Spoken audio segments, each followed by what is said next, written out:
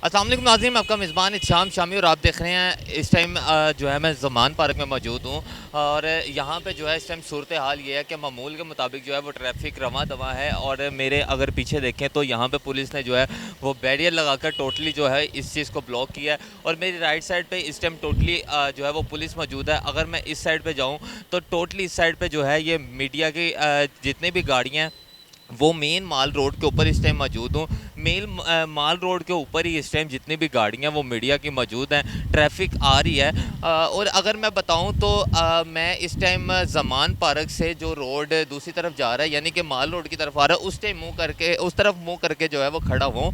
मेरे right side पे ज़मान park road है जो टोटली पुलिस ने जो है वो बैरियर लगा कर बंद किया हुआ है। और मेरे लेफ़्ट साइड पे जो है वो नहर की दूसरी साइड का रोड है जहाँ पे इस टाइम जो है वो टोटली पुलिस इस टाइम मौजूद है।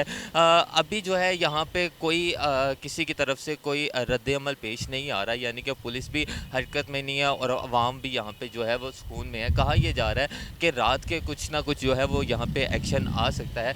अगर मेरा कैमरामैन आपको दिखाए तो यहाँ से जो है वो ज़मान पार्क का रोड है, बिल्कुल सुनसान है और यहाँ पे इस टाइम ना कोई कारकुन देखा जा रहा है बल्कि पुलिस वाले जो हैं इस टाइम ड्यूटी पे मौजूद हैं।